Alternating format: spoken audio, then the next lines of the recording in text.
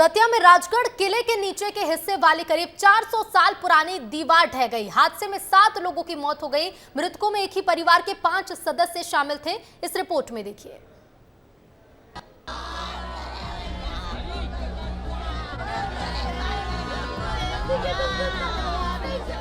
ये मंजर देखकर हर किसी का दिल दहल गया। दतिया में राजगढ़ किले के नीचे के हिस्से वाली करीब 400 साल पुरानी दीवार ढहने से 7 लोगों की मौत हो गई। एक एक कर मलबे में दबे लोगों के शव निकाले गए।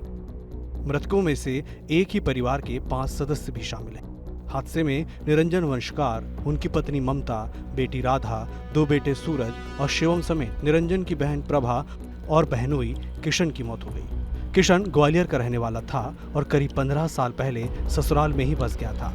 दीवार गिरने के बाद मलबे में 9 लोग दबे थे।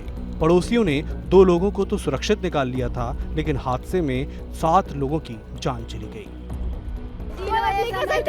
कार्रवाई नहीं की थी ना पहले, किसी ने नहीं सुनी। 2 एप्लीकेशन लिखी हो चुकी है इसकी, किसी ने टोरी नहीं है। 2 एप्लीकेशन दी गई है लड़की, ये वाला किसी ने पता नहीं देखा। हो जाएगा हो जाएगा, अपनों को ले गई है सर। प्रत्यक्षदर्शियों के मुताबिक सुबह करीब 3:30 बजे तेज आवाज आई। लोग बाहर निकले तो देखा कि किले की दीवार गिर गई। मलबे में दबे 2 लोगों को तत्काल बाहर निकालकर हॉस्पिटल भेजा गया। स्थानीय लोगों ने आरोप लगाया है कि इस पुरानी दीवार की कई बार प्रशासन को शिकायत कर चुके हैं, कभी भी गिर सकती है, लेकिन प्रशासन ने इस ओर कभी ध्यान नहीं दिया। यह हादसा नहीं है, बल्कि इन लोगों की हत्या की गई है। लगातार 24 घंटे से बारिश हो रही थी और बारिश की वजह से ये जो किले की दीवार है वह ढह गई थी और किले की दीवार ढहने की वजह से ही यह दीवार घर पर पहुंची, घर के ऊपर गिरी और उसके बाद इस घर में जो सदस्य थे वो इसमें दब गए थे। और स्थानीय कुछ लोग हमारे साथ मौजूद हैं। आप यहीं के रहने वाले हैं, आप बताइए कि किस तरीके से जो घटना ये रात 24-48 घंटे से दतिया में पानी गिर रहा है।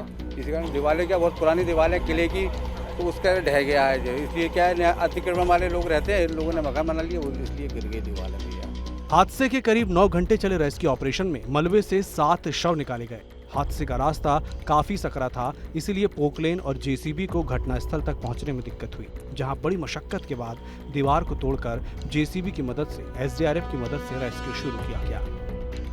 दतिया में हुए हादसे में सभी 7 लोगों के शव निकाले जा चुके हैं। आप देख सकते हैं कि अंतिम शव है जो लगातार यहाँ सुबह से ही रेस्क्यू किया जा रहा था, जिसमें 7 लोगों की इस घर में दबने से मौत हो गई है। आप देख सकते हैं कि 7वां शव है। मतलब टोटल जिस तरीके से कहा जा सकता है कि इस पूरी घटनाक्रम में 9 लोग इस मलबे में दबे हुए थे और उसके बाद 2 लोगों को जिंदा बचाया गया है, जहाँ उनका इलाज अस्पताल में जारी है।